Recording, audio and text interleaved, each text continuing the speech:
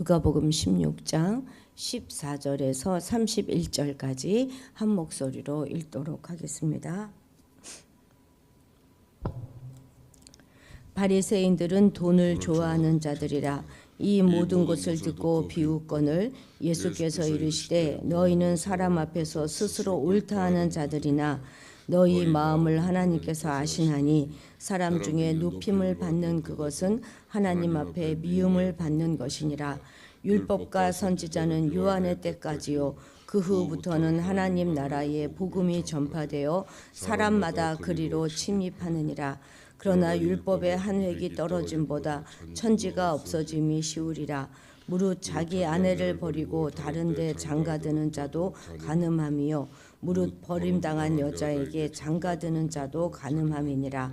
한 부자가 있어 자색 옷과 고운 베옷을 입고 날마다 호화롭게 즐기더라. 그런데 나사로라 이름하는 한 거지가 헌데 투성이로 그의 대문 앞에 버려진 채 그 부자의 산에서 떨어지는 것으로 배불리려 하매 심지어 개들이 와서 그 헌데를 핥더라.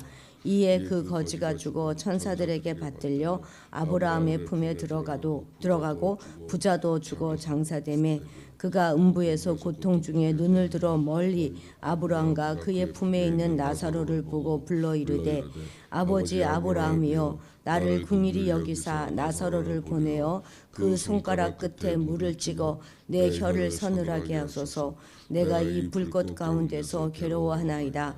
아브라함이 이르되 이에 너는 살았을 때에 좋은 것을 받았고 나사로는 고난을 받았으니 이것을 기억하라. 이제 그는 여기서 위로를 받고 너는 괴로움을 받느니라. 그뿐 아니라 너희와 우리 사이에 큰 구렁텅이가 놓여 있어 여기서 너희에게 건너가고자 하되 갈 수 없고 거기서 우리에게 건너올 수도 없게 하였느니라. 이르되 그러면 아버지여 구하노니 나사로를 내 아버지의 집에 보내소서. 내 형제 5이 있으니 그에게 증언하게 하여 그들로 이 고통받는 곳에 오지 않게 하소서. 아브라함이 이르되 그들에게 모세와 선지자들이 있으니 그들에게 들을지니라. 이르되 그렇지 아니하니이다. 아버지 아브라함이여 만일 죽은 자에게서 그들에게 가는 자가 있으면 회개하리이다. 이르되 모세와 선지자들에게 듣지 아니하면 비록 죽은 자 가운데서 살아나는 자가 있을지라도 권함을 받지 아니하리라 하였다 하시니라. 아멘. 오늘 본문 그 앞에 나왔던 그 불의한 청지기 비유는 그 제자들에게 제자도를 강화하기 위하여 주셨던 비유였습니다. 그렇지만 그 자리에는 제자들만 있었던 것이 아니라 무리들도 있었고 특히 세리와 죄인들이 예수에게 나오는 것을 보고 수군거렸던 종교 지도자들도 있었습니다. 누가는 이 바리새인들이 돈을 좋아하는 자들이다 이렇게 한마디로 정의합니다. 재물에 대한 파격적인 교훈을 그들 역시도 엿듣고 있었고 그래서 그들은 아주 불편한 심기를 그대로 드러내고 있습니다. 이들은 불의한 돈에 충성하였고 또 불의한 돈을 사랑하였고 섬기는 그런 자들입니다. 기득권자들과 날마다 잔치를 즐기면서 사회적 명성에만 관심을 가질 뿐 소외된 자들을 철저히 외면하는 자들이죠. 겉으로는 하나님을 올바로 잘 섬기는 것처럼 보였지만 안으로는 섬기는 대상이 따로 있었는데 그것이 바로 돈이고 재물이었던 것입니다. 그들은 누가가 간파한 것처럼 돈을 무척 사랑했어요. 돈이 그들의 우상이었습니다. 그러고도 그들은 예수님의 가르침을 비웃고 있는 것이죠. 예수님은 이들의 일관된 거절을 간파하시고 외식과 부정을 아주 직설적으로 꼬집으십니다. 하나님께서는 그들의 마음을 다 아셨고 또 사람 중에 높임을 받으려고 하는 그들의 마음을 아주 가증하게 여기시고 경고하십니다. 우상 숭배는요 율법을 정면으로 대적하는 아주 심각한 죄입니다. 예수는 바리새인들의 위선과 돈 사랑이 어떻게 율법을 금하는 우상 숭배가 되는지 설명합니다. 가난한 자를 돌보며 섬기는 것은 율법이 규정하는 이웃을 사랑하는 이웃사랑의 요체입니다. 그리고 그것이 곧 하나님의 사랑인 것이죠. 예수의 가르침은 율법의 정신을 고스란히 담고 있는데 바리새인들은 그것을 거부하고 그 거부 중심에는 돈 사랑이 있는 것이죠. 우리 16절 같이 읽겠습니다. 율법과 선지자는 요한의 때까지요 그 후부터는 하나님 나라의 복음이 전파되어 사람마다 그리로 침입하느니라. 아멘. 여기서 율법과 선지자 이 말은요 구약을 가리키는 관용어입니다.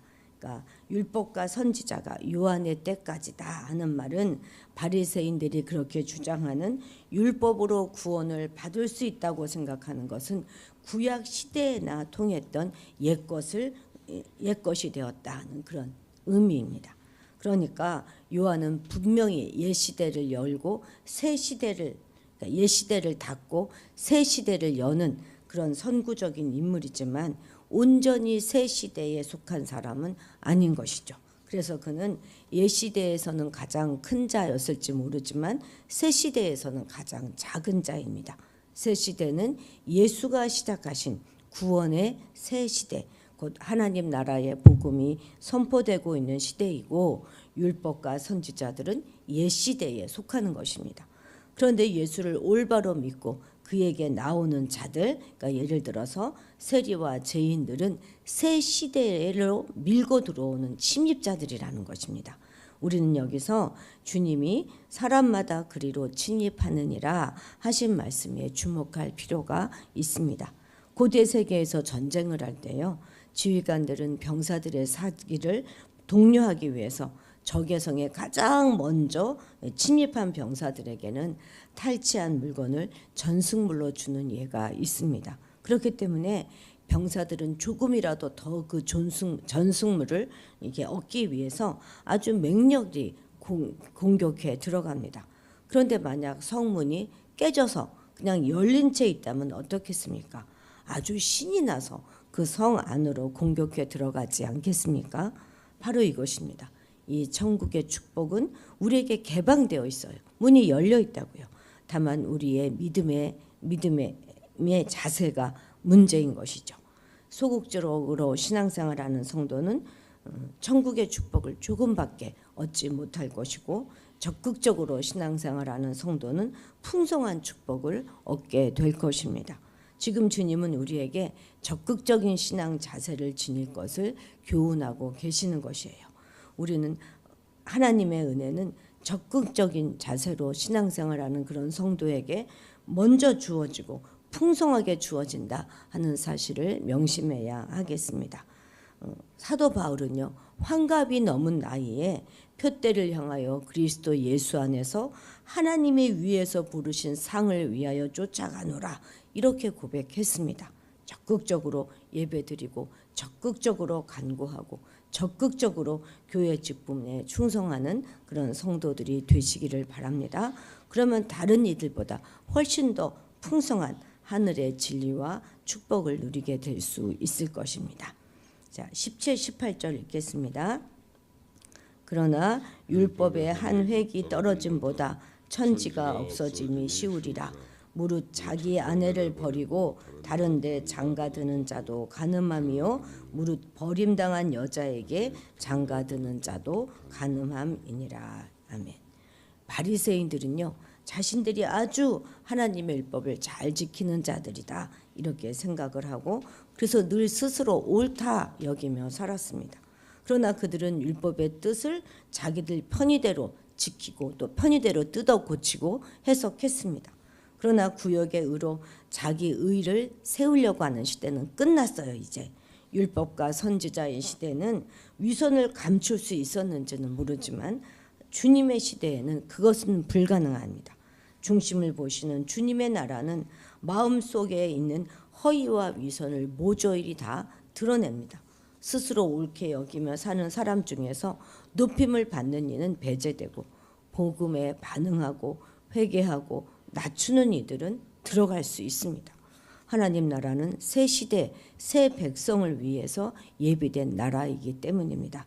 그렇다고 율법의 권위와 효력이 완전히 상실된 것은 아니죠. 그래서 주님은 이혼과 간음의 규례를 들어서 이 나라가 구약을 근간으로 해서 성취하는 나라인 것을 보여주십니다. 바리새인들은 이혼의 문제에 있어서도 아주 그릇된 규례들을 심어 놓았는데요.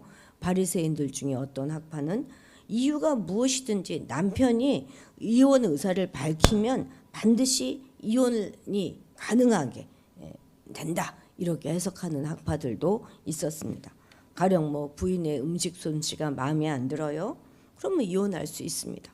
또 부인의 목소리가 이웃집에 들릴 만큼 목소리가 아주 큰 경우에도 그것이 이혼의 조건이 되었습니다. 그러니 바리새인의 생활은 어떠했겠습니까? 컬핏하면 이혼하고 새 장가를 드는 풍조가 만연했던 것이죠. 그래서 주님은 지금 11조나 금식 같은 율법의 외형적인 규례만 잘 지켜도 더 인위적으로 율법을 뜯어고치고 또 이혼하는 그런 것은 율법을 모독하고 어기는 죄를 범하는 사실을 지금 강조하고 있는 것입니다. 그러니까 율법을 그렇게 강조하면서도 실제로는 그 율법을 제대로 지키지 못하고 위반하는 죄인들이라는 의미로 말씀하고 계시는 것이죠. 바리새인 같은 철저한 율법주의자도 그런 율법을 온전히 지키지 못했다는데 우리가 과연 그 율법을 하나하나 다 지킬 수가 있겠습니까? 지킬 수 없지요. 다만 우리는 그 율법을 통해서 우리의 죄만 발견할 뿐입니다.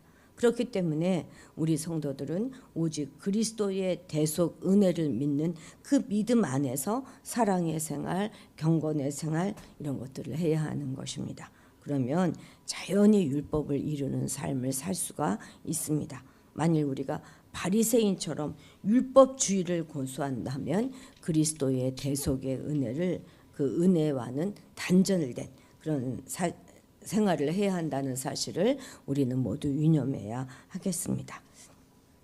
22절 읽겠습니다. 이제 19절부터는 부자와 거지 나사로에 대한 그런 예와 비유입니다. 22절 읽겠습니다.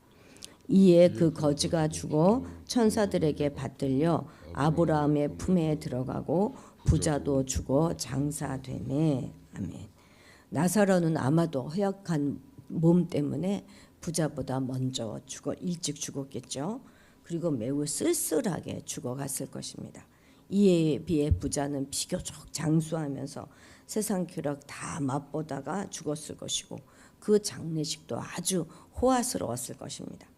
그러나 그 부자가 이 땅에서 누릴 수 있었던 그런 행복은 그 호화로운 장례식이 마지막이었겠죠.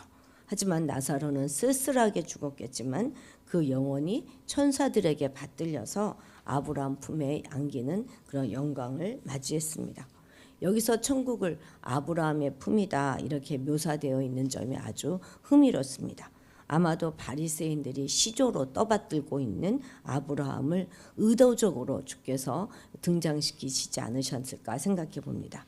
여기서 품이라고 하는 말은 친밀감의 그런 정도를 나타내는 것인데 부자가 아닌 거지가 아브라함과 가장 가까운 자리를 차지한다는 것은 이 바리새인들에게는 아주 불쾌감을 안겨주었을 것입니다. 그러나 우리가 여기서 반드시 기억할 것은 모든 사람들은 반드시 죽고 성도들은 그 죽음으로 인한 자신의 종말을 복된 것으로 만들기 위해 살아가야 한다는 사실입니다. 우리도 나사로처럼 천사들에게 받들려 가지고 천국에 계신 주님의 품에 안기는 그런 종말을 맞이해야 하지 않겠습니까? 성경의 모든 신앙의 영웅들을 보십시오. 그들은 모두 현세보다는 종말의 때를 위하여 살았습니다. 자, 히브리서 11장 16절 제가 읽겠습니다. 보면 함께 읽어볼까요? 시작. 그들이 이제는 더 나은 본향을 사모하니 곧 하늘에 있는 것이라. 이러므로 하나님이 그들의 하나님이라 일컬음을 받으심을 부끄러워하지 아니하시고 그들을 위하여 한 성을 예비하셨느니라. 예, 그들이 이제 더 나은 본향을 사모하는데 그것은 곧 하늘에 있는 것이다. 이렇게 말씀하셨습니다. 만약 우리에게 삶의 종말이 닥친다면 과연 주님의 품에 안길 확신이 있으십니까? 우리 모두 나사로처럼 이 세상에서는 주님과 그 나라를 인해서 수고하고 고난받을지라도 종국에는 주님의 품에 안기는 그런 복된 성도가 되어야 하겠습니다. 자, 이제 25절 같이 읽겠습니다. 25절입니다. 아브라함이 이르되 너는 살았을 때 좋은 것을 받았고 나사로는 고난을 받았으니 이것을 기억하라. 이제 그는 여기서 위로를 받고 너는 괴로움을 받느니라. 아멘. 사치스러운 옷을 입고 호화롭게 사는 그 부자와 대문 밖에서 병든 몸으로 걸식하는 나사로의 운명은 죽음으로 완전히 이제 반전됩니다. 여기서 좋은 것이란 무엇을 말하겠습니까? 부자가 하나님의 뜻을 따르지 않고 자기의 정욕만 만족시키는 그런 생활을 한 것을 가리키는 것이죠. 그는 매일 사치와 향락을 쫓고 육신의 정욕과 세상의 허영을 쫓았지만 그렇지만 가난한 이웃을 돌봐라 하는 하나님의 말씀에는 전혀 관심이 없었어요. 그래서 자기 집 문 앞에 있는 그 이웃인 나사로에게는 아주 일말의 동정심도 보이지 않았습니다. 그렇기 때문에 내세에서는 하나님께 물 한 방울도 얻지 못하는 그런 처지가 되고 만 것이죠. 여러분, 불신자들은요, 불신자 나름대로 자기 가치관과 자기 사상으로 이 세상을 살아갑니다. 그 중에는 이 부자처럼 내 돈 가지고 내 마음대로 즐기는 것을 자신의 그런 인생의 가치관이다 이렇게 주장하는 이들도 많습니다. 그러나 이와 같이 사는 자들은 내세에서 하나님께 일말의 위로나 동정도 얻을 수 없는 처지가 된다는 사실을 반드시 알아야 하는 것이죠. 그에게 맡긴 분은 그의 정욕을 만족시키는 그런 수단으로 사용하라고 맡기신 것이 아니라 가난한 자들을 돕는 수단으로 주신 것이기 때문에 그 뜻을 무시한 자는 지옥의 고통으로 보응을 받게 되는 것이죠. 그렇다고 이 말은 세상에서 부자는 무조건 다 내세에서 지옥으로 떨어지고 가난하게 살던 사람들은 무조건 천국에 간다, 그런 말은 결코 아닙니다. 비록 나사로에 대한 신앙 정보가 소개되어져 있지는 않지만 재물을 의지하고 살았던 부자와 정반대로 설정된 인물이기 때문에 아마도 하나님을 의지한 인물이라고 우리는 추정해 볼 수 있을 것입니다. 이 세상 가운데서 그냥 나 좋은 대로 육신의 정욕 따라 살면 천국도 갈 수 없고 내세에서도 주님의 어떠한 은혜도 얻을 수 없다 하는 사실을 이 아침에 우리는 꼭 기억합시다. 그렇기 때문에 내 몸도 내 재물도 주님께 헌신하고 하나님 나라를 위해 수고하고 주님과 함께 고민하는 그런 생활을 해야 하겠습니다. 성령을 쫓아 살며 육신의 정욕을 물리치는 그런 삶을 우리 같이 모두 살아가십시다. 31절 같이 읽겠습니다. 이르되 모세와 선지자들에게 듣지 아니하면 비록 죽은 자 가운데서 살아나는 자가 있을지라도 권함을 받지 아니하리라 하였다 하시니라. 아멘. 기적 중에 가장 큰 기적이 어떤 기적이겠습니까? 산이 변하여 바다가 되는 것일까요? 아닐 것입니다. 그 어떤 기적이라 할지라도 다시 죽었다가 살아나는 것처럼 큰 기적은 없을 거예요. 그런데 그리스도께서 바로 이러한 기적을 행했음에도 불구하고 바리새인들은 주님을 구주로 믿지 않았습니다. 그러니까 아무리 큰 표적을 보여준다 할지라도 그 마음 중심이 변하지 않는 한 그리스도를 믿을 수 없다는 것이죠. 오직 말씀을 듣고 인격적인 회개를 해야 진정한 신앙을 지킬 수 있을 것입니다. 그래서 표적 중심의 생활이 정말 위험한 것입니다. 별별 표적과 기적을 다 경험해도 그리스도의 말씀에 불순종하면 불신자와 다를 바가 하나도 없습니다. 우리는 인격적으로 하나님의 말씀을 듣고 자신이 죄인인 것을 깨닫고 그리스도를 구주로 영접하고 그 말씀에 준행하는 그런 성도가 진실한 성도라는 사실을 결코 잊지 말아야 하겠습니다. 기도하시겠습니다. 하나님 아버지, 우리도 돈을 정말 좋아합니다.